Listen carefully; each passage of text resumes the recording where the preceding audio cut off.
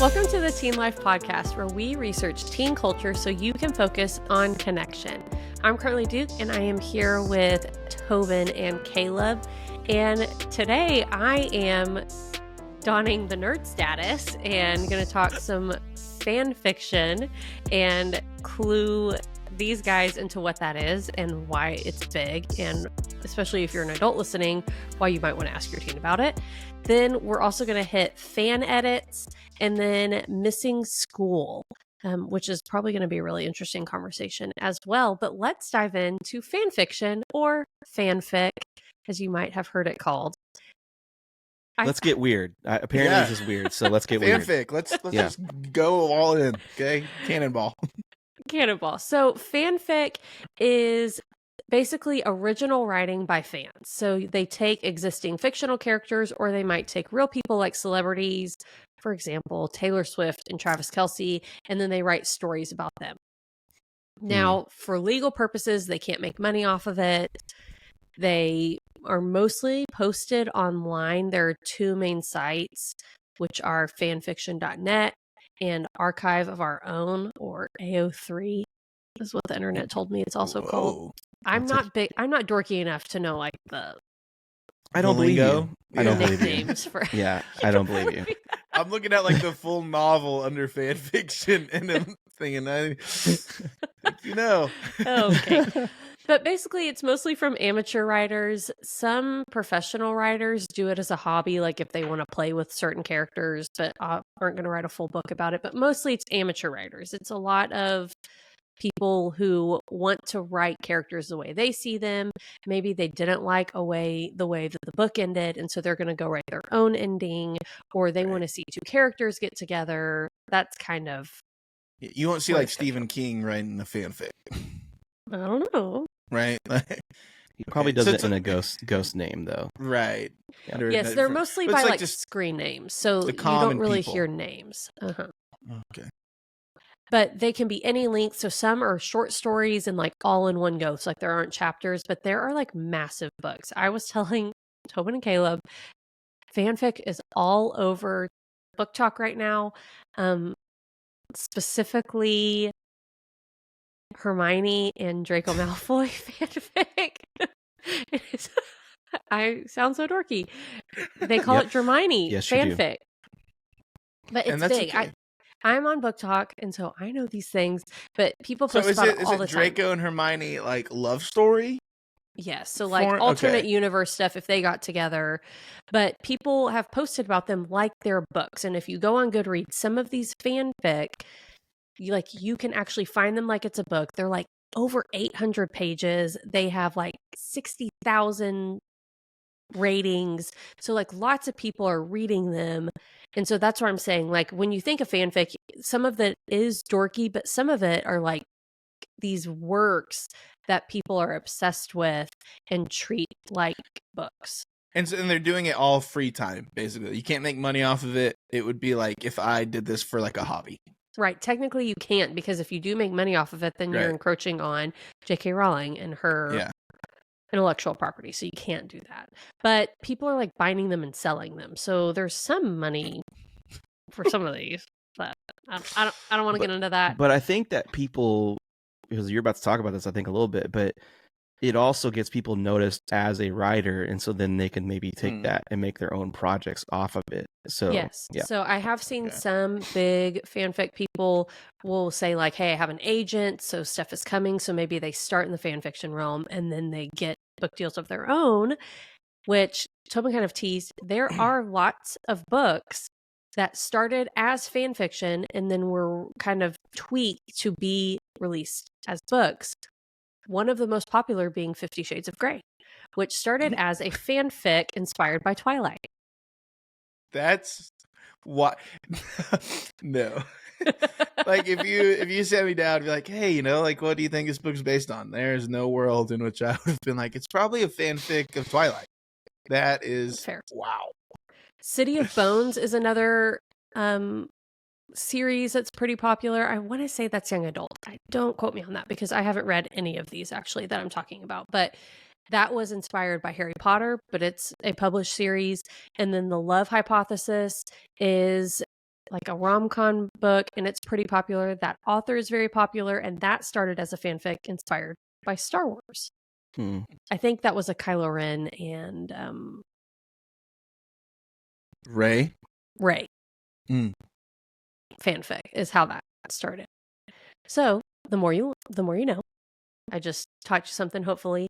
But I do think it's interesting that basically, I think where this comes into teenagers is if they read a series or watch a show that they really loved and then they're sad when it's over, they might turn to fan fiction to continue reading about those characters.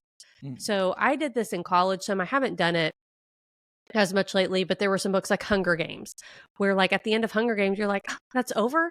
I want to know, what would Katniss and Peeta have done later? What about their kids? And you can go find fanfic of people who like write the next piece of their story.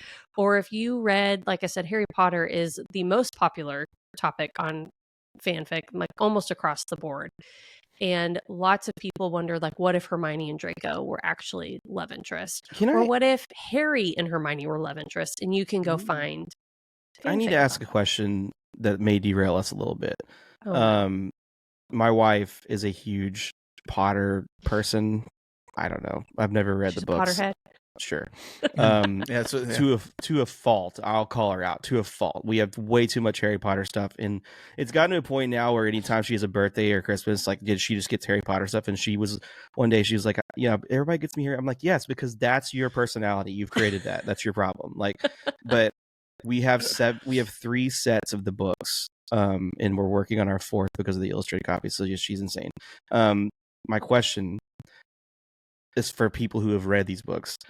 Why do you want Draco and Hermione to be together? Isn't Draco like a terrible person? Like, what's happening? Is he just the bad boy that they want Hermione to be with? Yes. My theory, me and Josh had the same discussion the other day. And it's interesting how this plays into it. Number one, I think fantasy romantasy has taken a turn where people love the enemies to lovers trope. They started as enemies and then they became lovers. And so that would be where that comes in. Also, when Harry Potter released their special a few years ago with the actual actors, Tom Felton made a comment that Emma Watson had a crush on him when they were filming the movies and that he loved her. And so I think people took that and ran with it of like, oh, these actors love each other. Therefore, what if these characters loved each other as well? And we'll talk a little bit more about fan edits. You can see a lot. I've seen a lot of fan edits lately of people taking the Harry Potter movies and twisting it like they loved each other the whole time. Very interesting. But Harry Potter is by far and away, if you go to fanfiction.net, there are 847,000 stories written about Harry Potter. Twilight is next with 222,000. Supernatural has over 100,000. Glee has over 100,000, which is like the TV show. Percy Jackson and the Olympians has 80,000. Star Wars has almost 60,000. And the Avengers has 52,000. So these are some of the big players, especially on that website. But I think teenagers might be interested in it because it's free. If you're a writer, it's a fun way to write stories without starting from scratch. You don't have to make up characters. You just get to take ones that are already created. You can search for exactly what you want to read. Like, I mean, even down to if you wish, like, Jim Halpert and Angela Martin from The Office, like, you could probably find a fanfic about that. Like, what? Sure. Or if you like, Hunger Games is another popular one. If you wished that Katniss ended up with a different character, you can find fan fiction for that. A lot of the Harry Potter stuff, if you wondered what happened if they lost to Voldemort and what that world would look like, I mean, you can find almost anything that you want in fan fiction. And like I said, it's free. But as you can probably guess by the fact that 50 Shades of Grey came out of fanfic, there is a lot of sexually explicit content. So a lot of people also come here looking for, hey, I read this book and I wished that there had been more sexual content. You can for sure find that. And so be careful. Make sure you're talking to your teens about this. You can filter by content. You can filter by content level. And so you can filter that stuff out. but it's very popular in book talk. Like I said, people are talking about these like their books, and some of them that I've looked into, I'm pretty sure are very smutty. Yeah. And that collective sound right now was all the parents being like, gosh, another thing that I have to keep track of because that I thought was safe. And no, it is not. It is not safe. Right. Because all you need is your phone.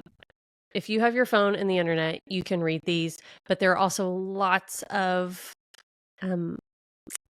what's the word I'm looking for? There are lots of like tutorials online for how to get these on your Kindle, and it's free, and you can add artwork to it, and you can make it look like a book on your Kindle. And so they could be getting books that way for free. And if you don't know to look for it, you might not. But like I said, if they are reading fanfic, it's not 100% that that's what they're doing. They're not necessarily reading things that are inappropriate.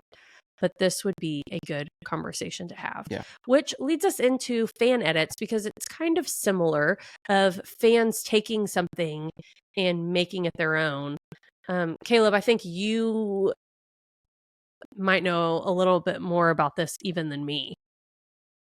Well, it's funny, like, yeah, because there's just a lot, and then like fan edits, especially like on TikTok, Instagram, anything like that. It's like it can take the form of anything. Like one of the big fan edits I saw before the Chiefs Baltimore game was like a fan edit of like Lamar Jackson, of like it would go and show like Mahomes' wife like saying like, guess like they would have said like, what if we weren't in here? Well, anyways, like screaming at the phone, then like music plays, and it's like Lamar Jackson in the locker room with this music behind him. It's like, we need someone to save us, and it's like him and like his highlights.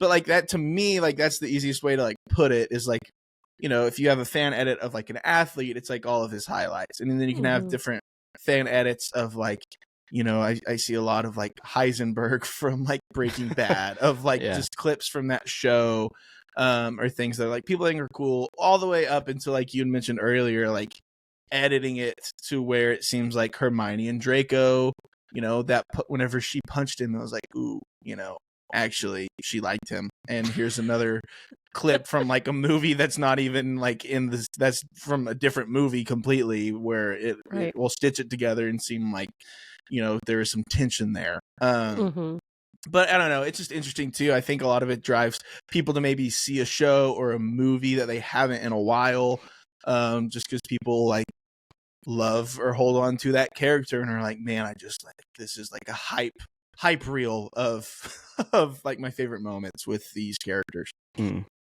I think that too plays into like we talked about before, about how on TikTok you can watch movies like 3 minutes at a time. And that kind of plays into this as well, is that people can edit things and put them on TikTok and get, you know, 5-minute videos instead of like having to put it all on YouTube and stuff like that too.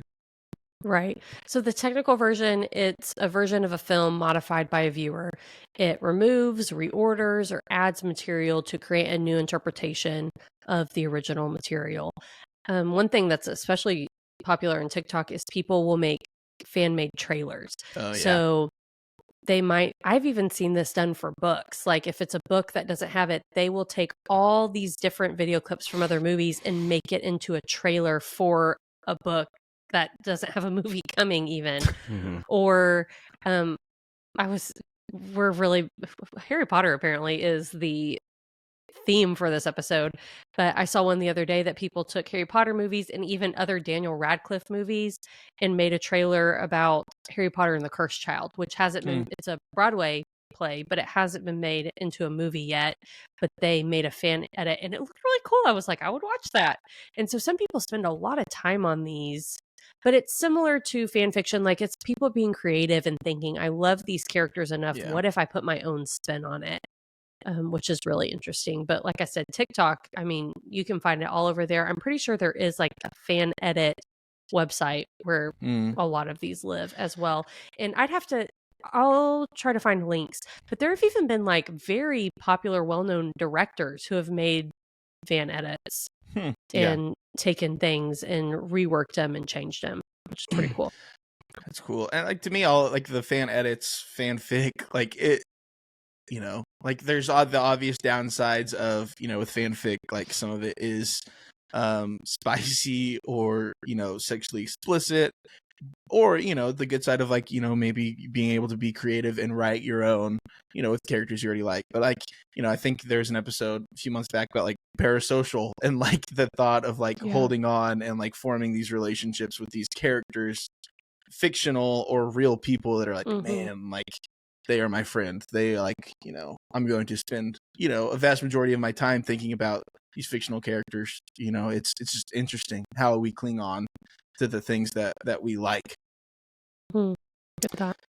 Well, if you have a student that is really into fan fictions or fan edits, and maybe they are spending too much time on them, and maybe they're missing school. So we're going to talk about missing school next. And students who are chronically absent, meaning that they have missed at least 10% of the school year, usually like 18 days, or just a lot of it almost has doubled since the pandemic. So truancy only measures unexcused absences. So like if you do have your kid missing for doctor's appointments or dentist, orthodontist, stuff like that, that doesn't typically factor into truancy.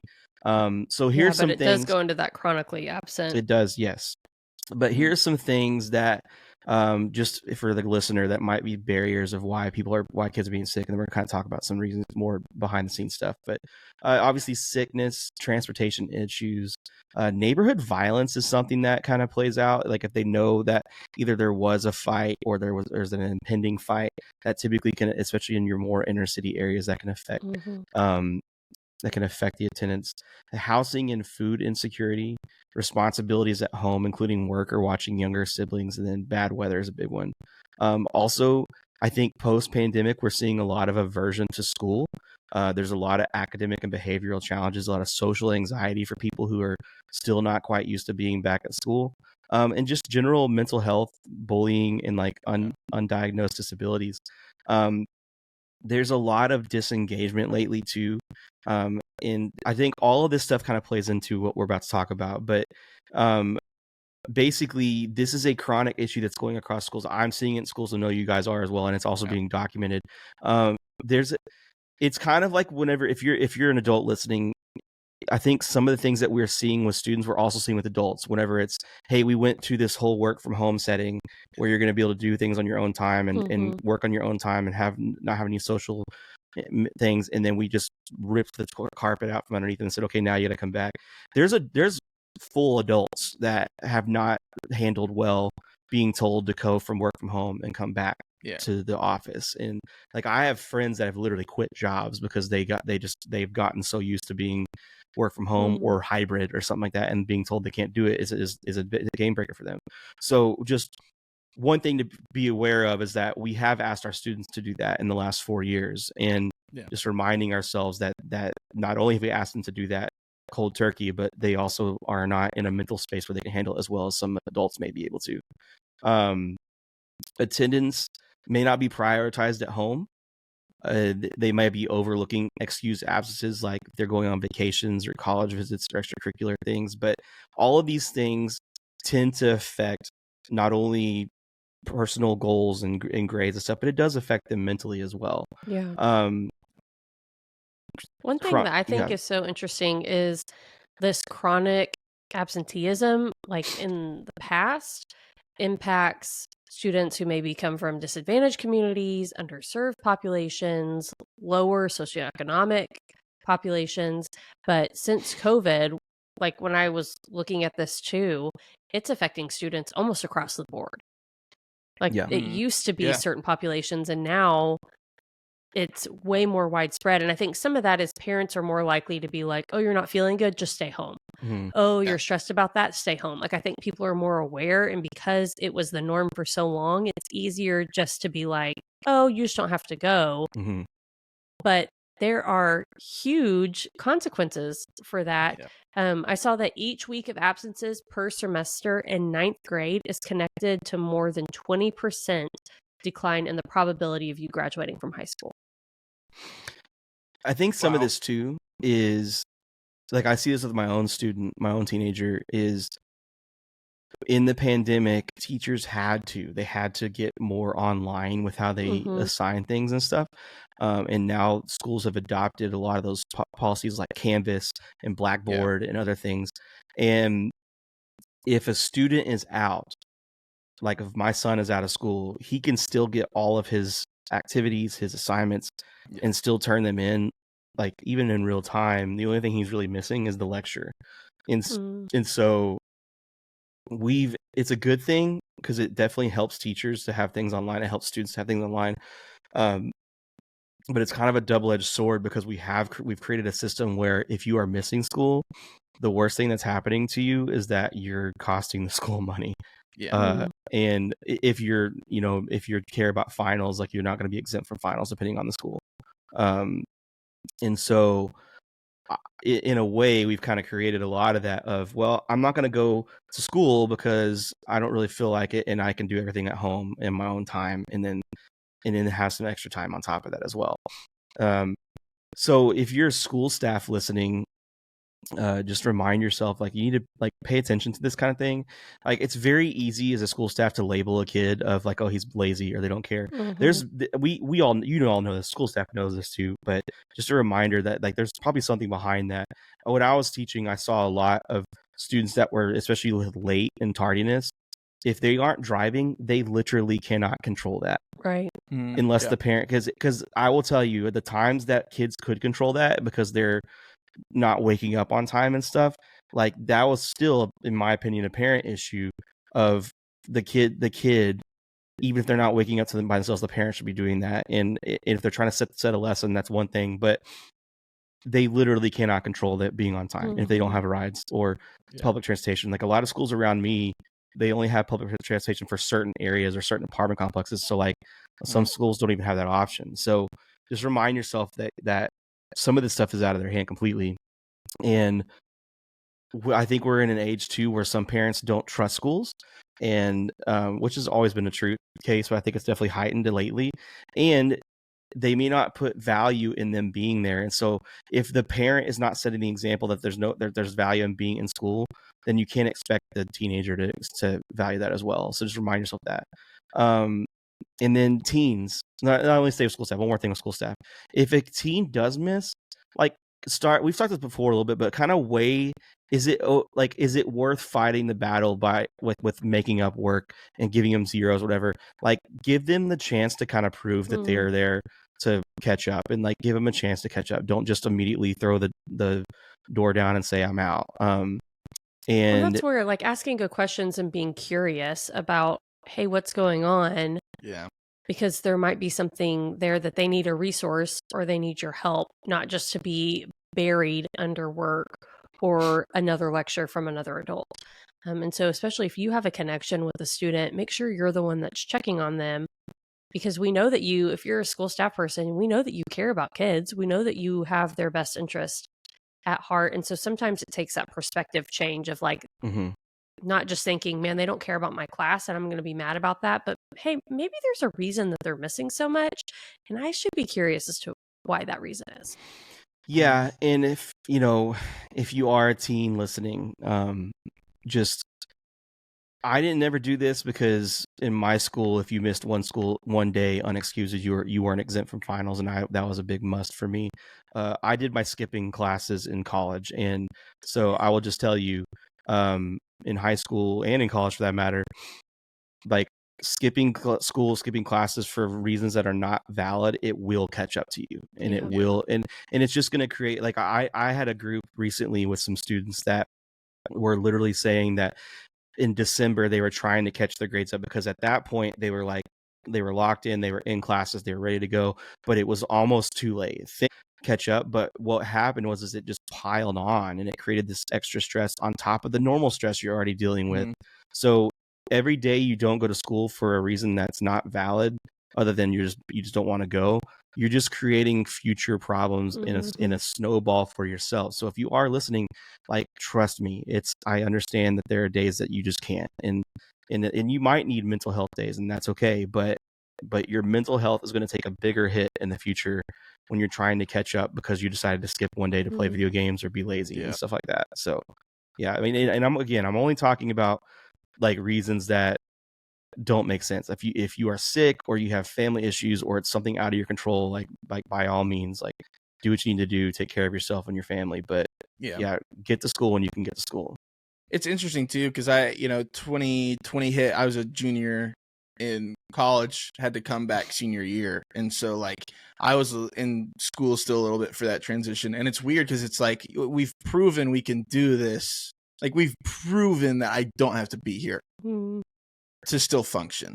Right. But I mean, it's too that interesting thing of like, if I think back to during COVID, like it was miserable, right? Like that working, like having to do school from home, not interacting with the teacher in person, being able to form relationships with classmates and people to help me along with my classes was miserable, and it was a big hit. But it's interesting too, because when you come back, it's like, well, there were parts about being home that I did enjoy.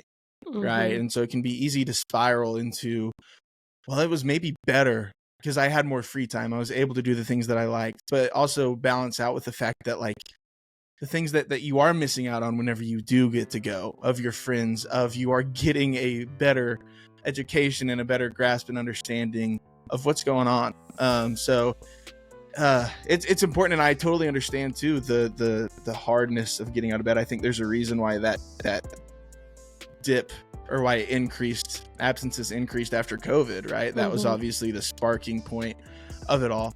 But like Tobin said, reach out for help, connect. The more relationships that you have, the easier it is to get to school. But wherever you're listening, be sure to subscribe to us. Be sure to follow us on TikTok, on Instagram. We're on like all the social medias. So follow us, share, leave a review. But wherever you're listening, we believe that teenagers are not a problem to be solved.